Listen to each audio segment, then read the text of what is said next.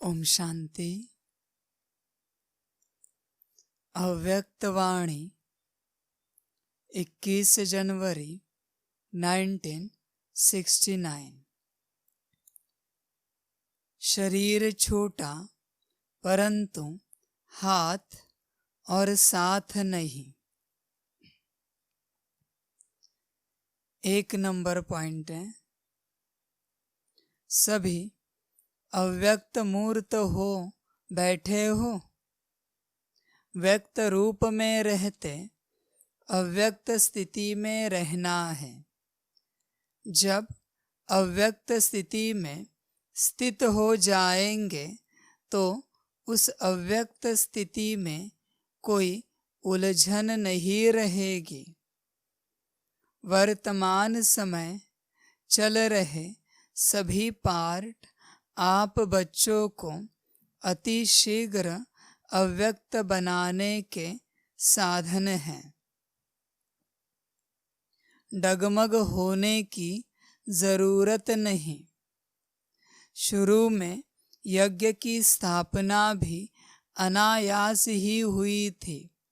जब आप शुरू में यज्ञ की स्थापना में आए थे तो आप सभी से निश्चय के पत्र लिखाए थे। यही निश्चय लिखाते थे कि अगर ब्रह्मा चला जाए तब भी हमारी अवस्था, हमारा निश्चय अटल रहेगा। वह निश्चय पत्र याद है। निश्चय उसको कहा जाता है जिसमें किसी भी प्रकार का किसी भी स्थिति अनुसार विघ्न के समय संशय नहीं आता। परिस्थितियां तो बदलनी ही है, बदलती ही रहेंगी। सभी अव्यक्त मूर्त हो बैठे हो। बाबा कहते हैं जब भी बाबा के सामने बैठो अव्यक्त स्थिति में बैठो।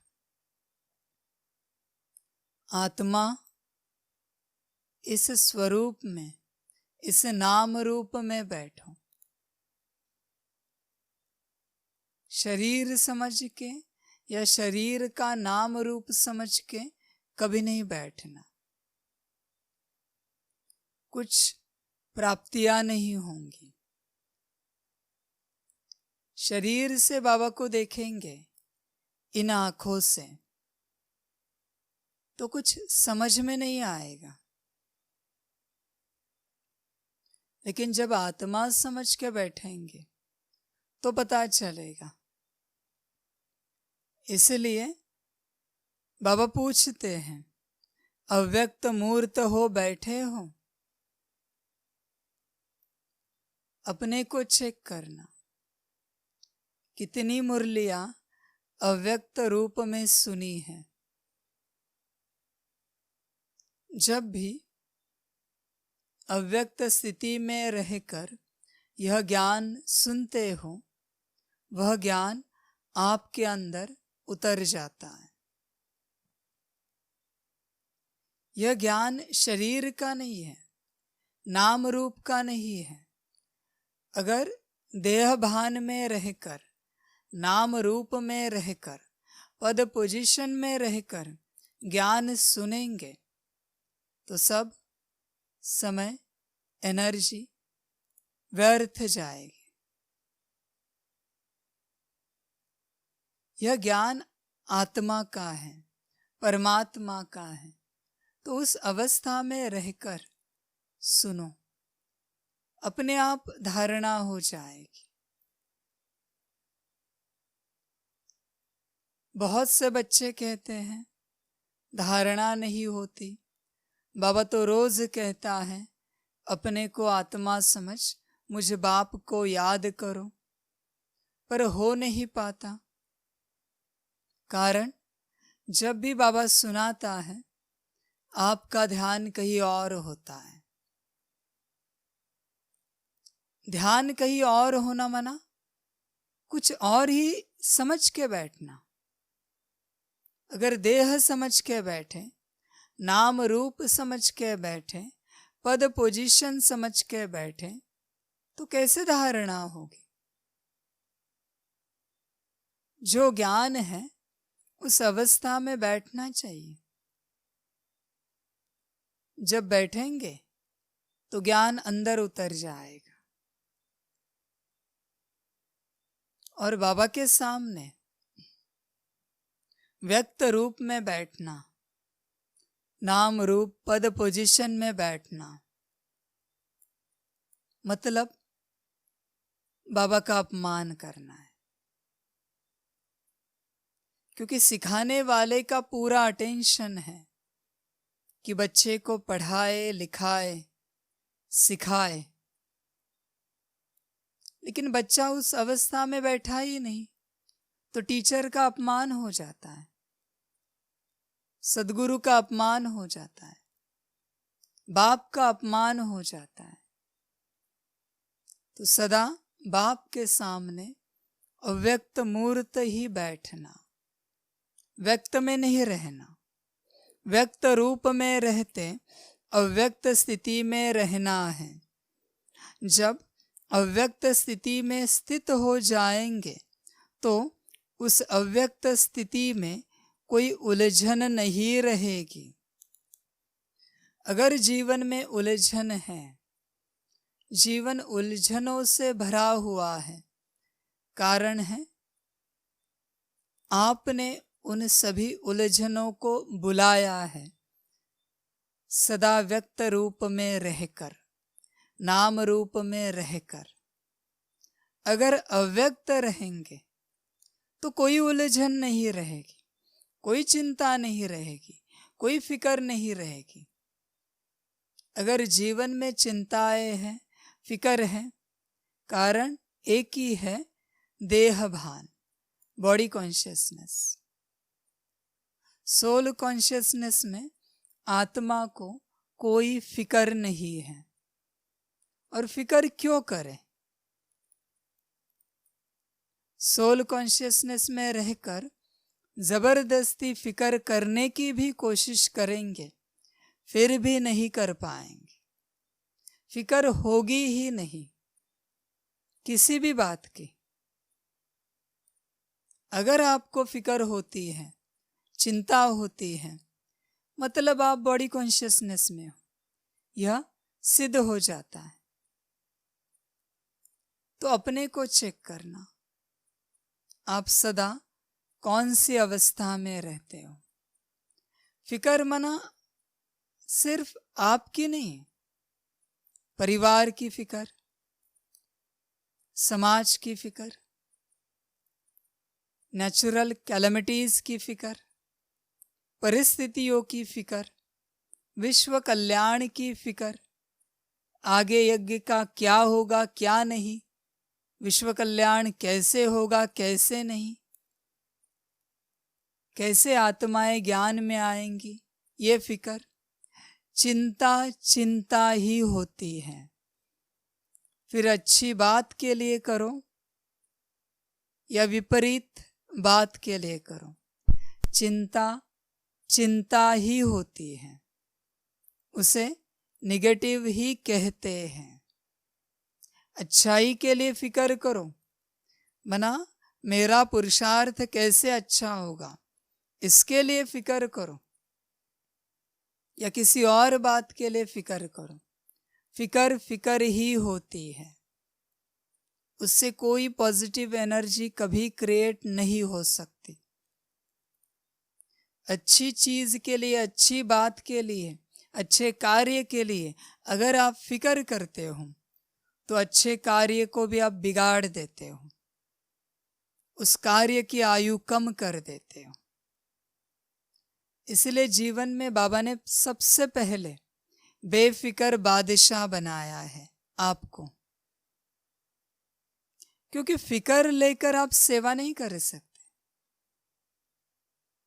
अगर बीज ही फिकर है, चिंता है, तो फल क्या होगा?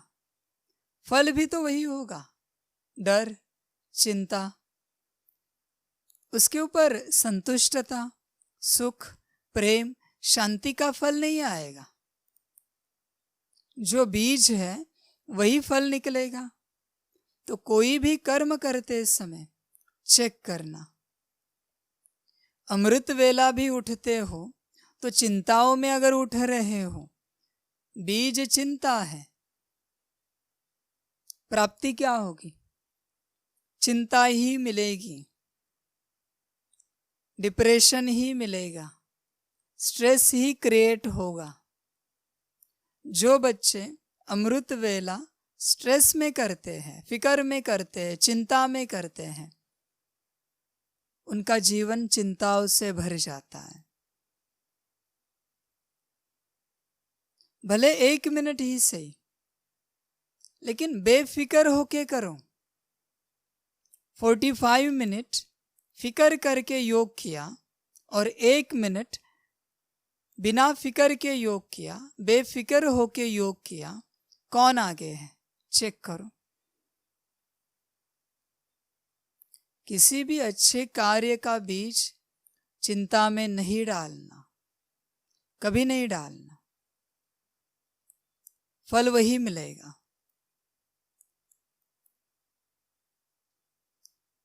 बीज होते हैं, 2 बीज हैं। एक अगर मौज में लगाया, बेफिक्र होके लगाया, एक ही पेड़ के बीज है। एक मौज में बेफिक्र होके लगाया और दूसरा चिंता में लगाया, फल आएंगे कि नहीं आएंगे? तो जिसे चिंता में लगाया है उसे कितना भी पानी दो, कितना भी खाद दो, बीज ही चिंता का है, फल नहीं आ सकते। और जो मौज में लगाया है उसे कभी पानी ना मिले, खाद कम मिले, फिर भी फल बहुत अच्छे देगा और 100% गारंटीड फल देगा। इसलिए आप हर सेकंड बीज डाल रहे हो, अपने कर्मों से, अपनी वाणी से, अपने विचारों से, अपनी वृत्ति से। तो बस बीज को चेक करो, किस तरीके से बीज जा रहा है। डर डर के सब्जी बनाएंगे, रोटी बनाएंगे, डर का बीज है उसमें, चिंता का बीज है। खाने वाले के मन में भी चिंता, डर पैदा होगा। इसलिए सोल कॉन्शियसनेस में आ जाओ, सारे फिकर, उलझने समाप्त हो जाएंगे। वर्तमान समय चल रहे सभी पार्ट आप बच्चों को अति शीघ्र अव्यक्त बनाने के साधन हैं। अभी वर्तमान समय में जो कुछ चल रहा है उससे क्या प्राप्ति है? बहुत कम समय में आप अव्यक्त बन जाओगे। जो परिस्थितियां चल रही है विश्व में, जो आपका पुरुषार्थ चल रहा है, जो आपकी अवस्था ऊपर उठ रही है, तो ये सभी आपको कहाँ लेके जा रहे हैं? अव्यक्त स्थिति की ओर। बहुत कम समय में आप अव्यक्त स्थिति को पालोगे। डगमग होने की जरूरत नहीं। शुरू में यज्ञ की स्थापना भी अनायास ही हुई थी। किसी मनुष्य ने सोच समझकर यज्ञ की स्थापना नहीं की है, अनायास हो गई, बिना मेहनत के हो गई, अपने आप हो गई। क्यों हुई? क्योंकि बाबा का प्लान वेल सेट है। पूरी रीति, आदि से लेकर अंत तक पूरा प्लान वेल सेट है। उसमें आपको चिंता करने की जरूरत नहीं है। आपका प्लान भी वेल सेट है और दुनिया का भी है। हर कण के लिए सब वेल सेट है। फिकर की कोई बात नहीं, सब अपने आप होगा। इसी को कहते हैं ड्रामा ऑटो में चलना। बस आप देखो कैसे होता है, और उसका आनंद लो। सब अपने आप होगा, इन्वॉल्व नहीं होना। कब होगा, कैसे होगा, कहाँ से होगा, होगा इतना निश्चित है। विश्व परिवर्तन निश्चित होना है। 33 करोड़ देवी देवताओं की आत्माएं निश्चित रूप से तैयार होनी है और निश्चित रूप से सतयुग आना है। बस इसे देखते चलो, इसका आनंद लेते चलो, साक्षी हो जाओ।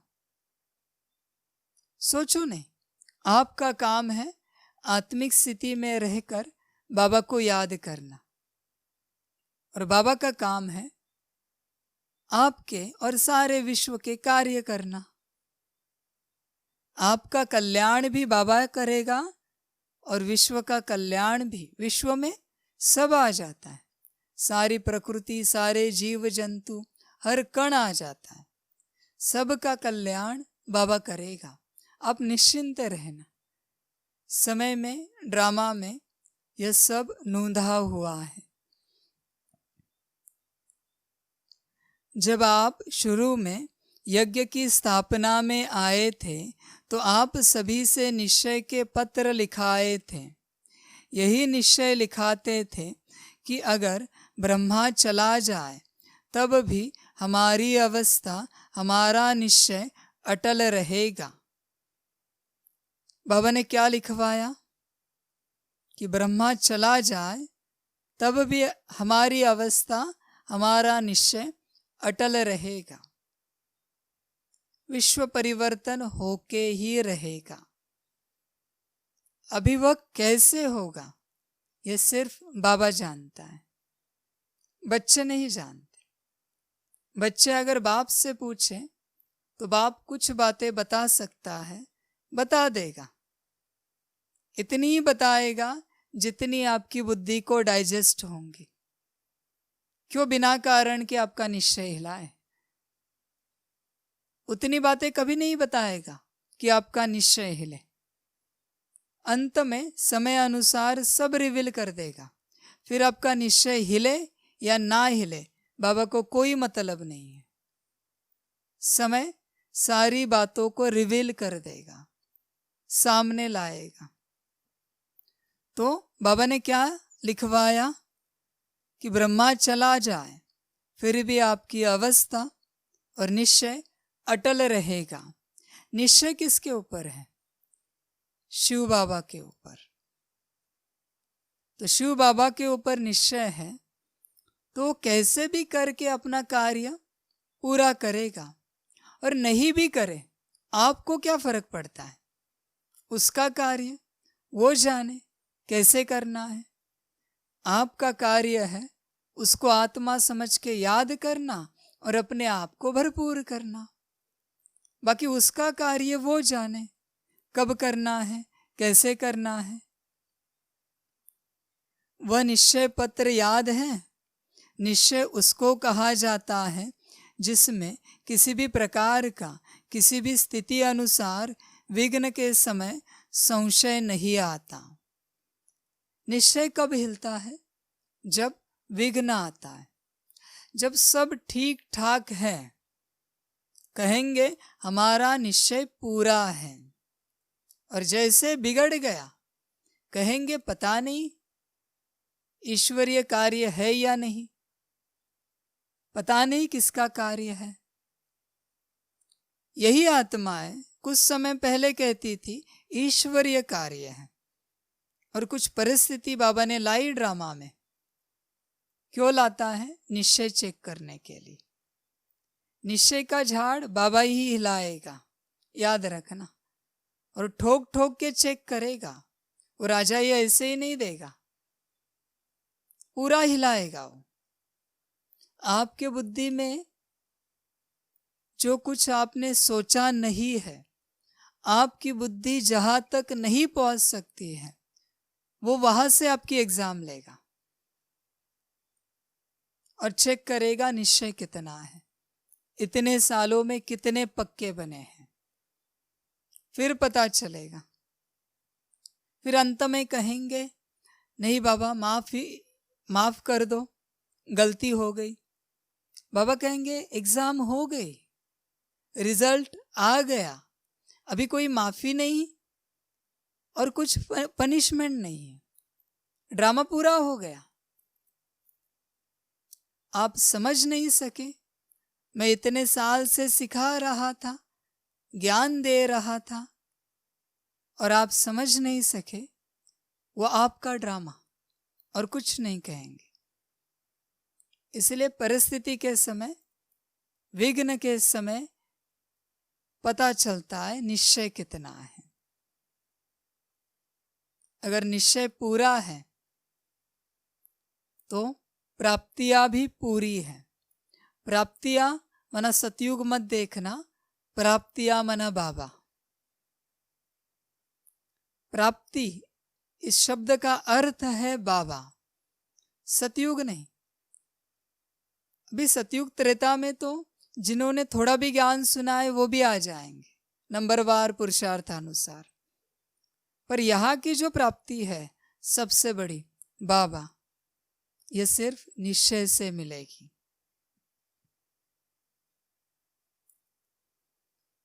परिस्थितियां तो बदलनी ही है, बदलती ही रहेंगी, लेकिन आप जैसे गीत गाते हो ना, बदल जाए दुनिया न बदलेंगे हम, तो ऐसे ही आप सभी निश्चय बुद्धि आज के संगठन में बैठे हुए हो, चेक करना आपका निश्चय कितना है। निश्चय बुद्धि है या संशय बुद्धि है? अगर निश्चय बुद्धि है तो सब आपका है, बाप भी आपका है। और अगर विपरीत है तो ड्रामा और कुछ नहीं। आपकी मम्मा आप सबको कहा करती थी कि निश्चय के जो भी आधार अब तक खड़े हैं वह सब आधार निकलने ही है, और निकलते हुए भी उसकी नींव मजबूत है। अगर नींव मजबूत नहीं तो आधार की आवश्यकता है। देखिए, अंत समय में सब आधार निकलेंगे, कोई आधार नहीं बचेगा।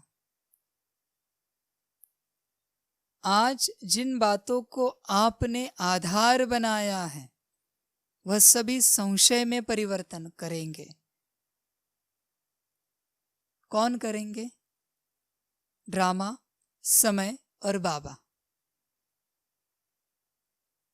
जितने आपके इस दुनिया के आधार हैं, बाबा छोड़ के, बाबा तो इस दुनिया का नहीं, वो सब संशय में परिवर्तन होंगे। अगर बाप के ऊपर निश्चय है पूरा, तो वही आधार निश्चय में परिवर्तन होंगे और हर कण कण से बाप की अनुभूति होगी, हर आधार से बाप की अनुभूति होगी। अगर पूरा आधार बाप है, कुछ आधार नहीं निकलेगा आपका, अंत तक सारे आधार साथ रहेंगे। और जिन्होंने बाप छोड़ के आधार को सब कुछ बनाया, उनका सब जाएगा। आधार कौन सा? बाबा का आधार, संगठन का आधार, परिवार के नियमों का आधार नहीं छोड़ना। परंतु परीक्षा के समय जो सीन सामने आती है उसमें निश्चय तो नहीं टूटा, निश्चय अटूट होता है। निश्चय कभी टूटने वाला नहीं होता। ऐसे कभी नहीं होता कि 99.90% निश्चय है और 0.1% निश्चय नहीं है। ऐसे कभी नहीं होता। 10 लीटर दूध में एक बूंद भी जहर की डाली, फिर भी वह जहर ही बनता है, दूध नहीं रहता। तो 0.1 भी अगर कमी है तो वो संशय माना 100% संशय, या तो 100% निश्चय होगा या 100% संशय होगा। हमें लगता है कभी कभी कि यह ईश्वरीय कार्य है, कभी कभी ऐसे लगता है कि नहीं, ऐसे ईश्वरीय कार्य नहीं हो सकता। यह संशय है, माना परख नहीं है ईश्वरीय कार्य क्या होता है, पता नहीं है, ज्ञान नहीं है ईश्वरीय कार्य क्या होता है, ईश्वर कैसे कार्य करता है, कराता है। जब पता चले तो 100% बैठ जाए। एक बार निश्चय बैठ गया तो उसके बाद पतन भी हो, निश्चय नहीं टूटना चाहिए। एक पत्थर पर निश्चय बैठने के बाद अगर भगवान की प्राप्ति हो सकती है तो बाबा पर निश्चय पूरा बैठने से क्या बाबा की प्राप्ति नहीं हो सकती? पर 100% निश्चय चाहिए। वो निश्चय इस प्रकार चाहिए कि मेरा पतन भी हो जाए फिर भी मेरा पूरा निश्चय है। इसको कहते हैं निश्चय। बाबा पूरा हिलाएगा, अंत समय में पूरी रीति हिलाएगा। देखना ड्रामा।